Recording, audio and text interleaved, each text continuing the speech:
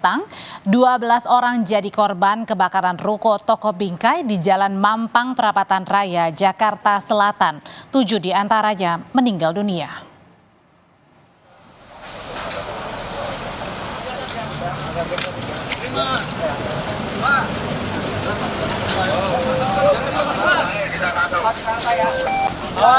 Evakuasi 7 korban meninggal baru dilakukan petugas pagi hari setelah api dinyatakan padam akibat kebakaran yang terjadi semalam. 7 korban meninggal ditemukan di dalam satu ruangan di lantai 2. Sementara untuk 5 korban luka sudah mendapatkan perawatan dan dirujuk ke beberapa rumah sakit. Kebakaran, saudara, mengakibatkan kemacetan panjang di sekitar jalan raya. Jadi ledakan gitu nggak ada ya, Kak? Ledakan Aja gitu. sih dengar ledakan.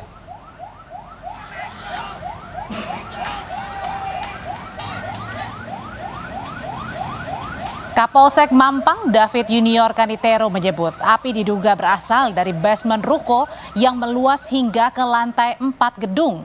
Kepada polisi, salah satu saksi yang berhasil selamat bercerita sebelum kejadian karyawan toko menyemprot kayu menggunakan bensin untuk menghilangkan rayap bingkai di lantai basement. Namun pada saat yang bersamaan ada percikan api. Kebakaran hebat terjadi sekitar pukul 19.30 malam kemarin pun tak terhindarkan.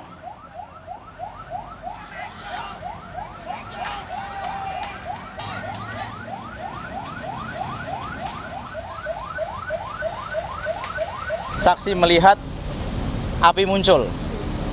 Basement ini merupakan tempat kerja dari para karyawan, yang mana karyawan ada memotong kayu untuk frame di situ. Nah, kebetulan salah satu saksi saat itu sedang menyemprot kayu yang digunakan untuk frame ini menggunakan bensin untuk menghilangkan rayap yang ada. Nah, setelah itu ternyata ada percikan api yang menyebabkan kebakaran pada bangunan tersebut.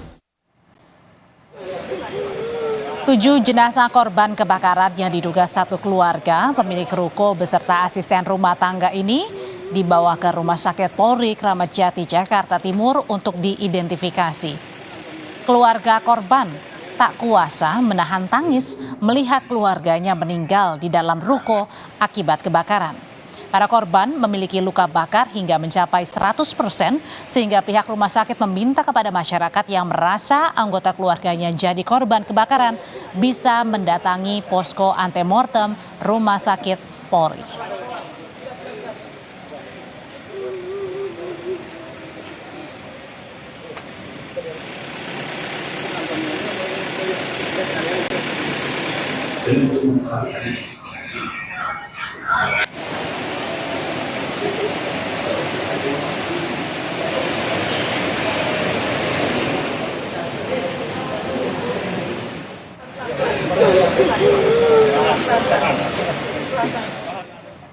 Peristiwa bermula saat seorang karyawan toko bingkai di Mampang Perapatan menyemprotkan cairan bensin untuk anti rayap ke kayu ring di lantai basement. Di saat bersamaan karyawan lainnya sedang memotong kayu dan memperbaiki kompresor dekat area penyemprotan. Seketika itu juga muncul percikan api yang mengenai area penyemprotan dan api semakin membesar pada Kamis malam. Kebakaran toko bingkai dilaporkan Kamis malam pukul 19:24 waktu Indonesia Barat. Kebakaran toko bingkai dilaporkan pada Kamis malam dan Jumat pagi tim gabungan Damkar, kepolisian, juga BPBD berhasil memadamkan api. Total, saudara, ada 12 orang yang menjadi korban, 7 orang diantaranya dinyatakan meninggal dunia, kemudian dilakukan identifikasi ke Rumah Sakit Polri Kramat Jati. Sedangkan untuk 5 orang menderita luka bakar, dirawat di RSUD Mampang Perapatan dan dirujuk kemudian di beberapa rumah sakit di Jakarta.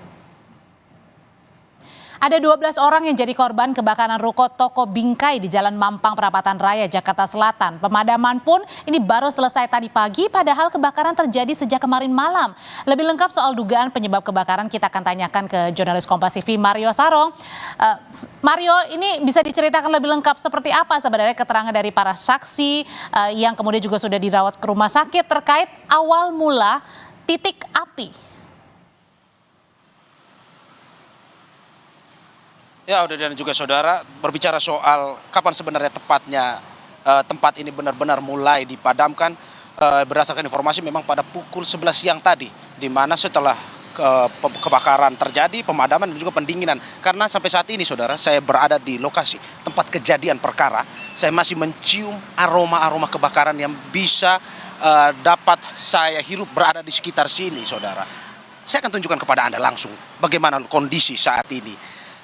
Masih terlihat berserakan puing-puing kayu yang menjadi kebakaran akibat dari kebakaran yang terjadi pada malam kemarin, berserakan di depan basement dari toko bingkai ini. Masih terlihat polis lain membentang menjaga agar tidak ada masyarakat atau warga yang masuk. Saya saat ini posisi berada di samping dari gedung yang terbakar. Saya akan memperlihatkan kepada Anda 3 lantai saudara, ruko ini berdiri, dan di lantai 2 tempat 7 korban yang meninggal itu berada. Ini kameramen saya, Febri James, akan menyorot kepada Anda lantai 2 tempat di mana para 7 korban jiwa ini yang terperangkap.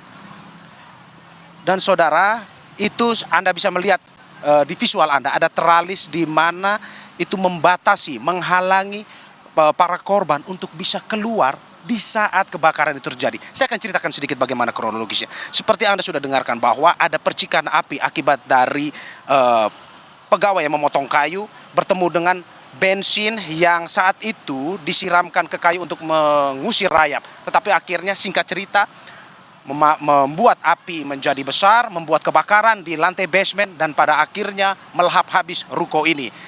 Sebenarnya saudara, tidak hanya 7 orang. Saat itu dari kejadian yang kami dengar dari cerita saksi yang berada di warga yang ada di sekitar sini mengatakan bahwa ada 9 sebenarnya yang terjebak api tersebut.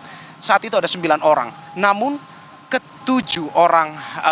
namun 2 dari 9 orang tersebut mencoba atau memberanikan diri untuk menembus api keluar dari kebakaran tersebut. Sehingga akhirnya kedua orang tersebut berhasil kabur dari ruko tersebut dan berhasil menyelamatkan diri. Namun pada akhirnya mereka mengalami luka-luka bakar ya akibat dari kebakaran tersebut. Sedangkan 7 yang lainnya masih terjebak akibat dari mereka terhalang teralis, begitu juga besi atau penghalang yang membuat mereka pada akhirnya tidak bisa menerobos karena waktu itu api dalam kondisi yang sudah besar. Singkat cerita saudara, di lantai 2 itu adalah tempat tinggal dari ruko atau dimanfaatkan sebagai tempat tinggal, sehingga pada saat terjebak mereka berada di situ. Mereka kesulitan untuk keluar, mereka kabarnya berteriak menggunakan jendela-jendela yang berada di sekitar ruko, namun memang tidak didengar oleh warga yang berada di sekitar, sehingga pertolongan pun tidak terjadi kepada mereka. Pada akhirnya saudara, di lantai, mereka juga pun tidak bisa melakukan ataupun menyelamatkan diri ke lantai ketiga ataupun di lantai atasnya, karena posisinya di atas itu sudah tertutup oleh gudang dan barang-barang, sehingga mereka terjebak di lantai 2, di mana lantai 1 atau di basement itu kebakaran sedang terjadi, sehingga saudara ke-7 orang tersebut akhirnya menjadi korban jiwa. Mereka akhirnya terjebak dalam kebakaran tersebut dan pada akhirnya meninggal akibat kebakaran tersebut. Itu yang bisa saya ceritakan dari saksi yang bercerita tadi. Saya bertanya, ada juga petugas PPSU, ada juga warga yang kebetulan memang secara tidak langsung pada pukul 7 ketika kejadian kebakaran terjadi melihat langsung bagaimana kondisi kebakaran itu saudara.